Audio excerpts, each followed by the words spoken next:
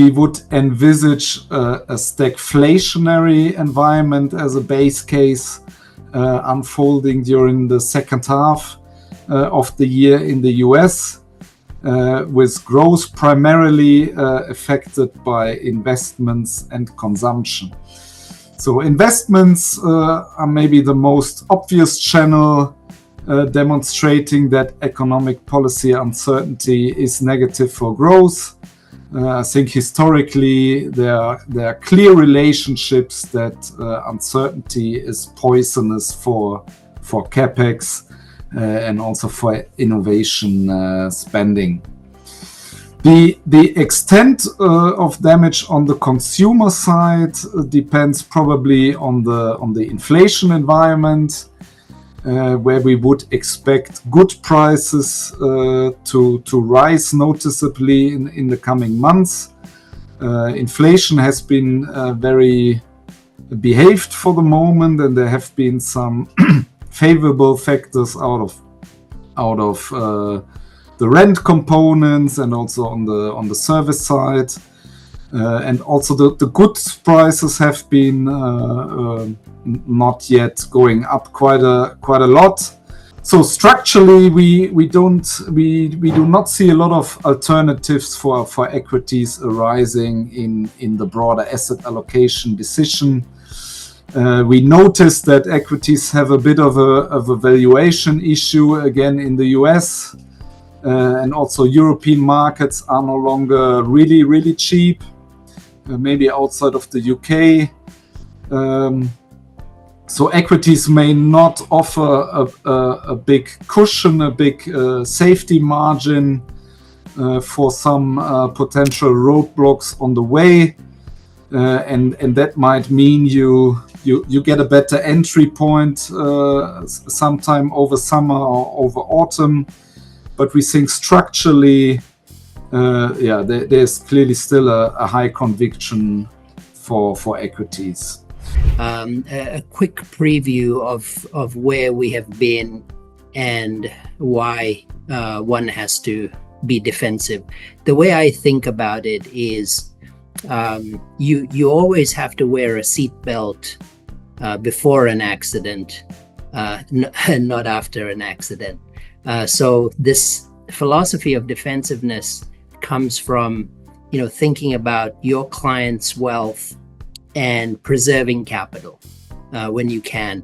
As Stefan has highlighted previously, we have a lot of excesses in the market in terms of debt. Central banks are having some difficulties with respect to where they stand. So maybe if you look at the history, there have been 5 inflection points in financial markets, the way I see it. So the World War II, so the end of World War II, the GFC was a very big turning point.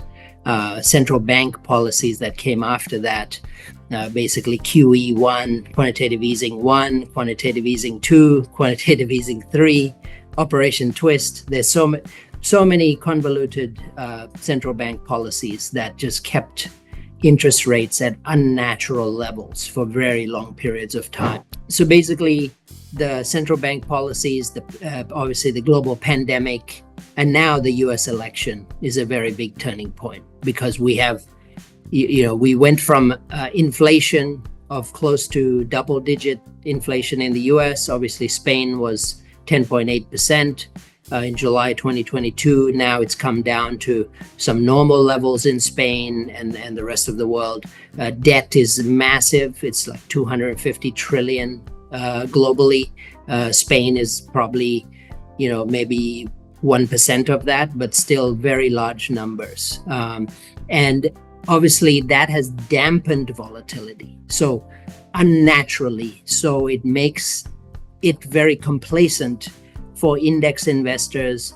Other trends that I'll show you. I mean, this is basically a trend of how difficult it's been for active managers. If you look at since 2010, this is the flows, 55 billion just in 2025, outflows in active, and passive has been 157 billion in just 2025.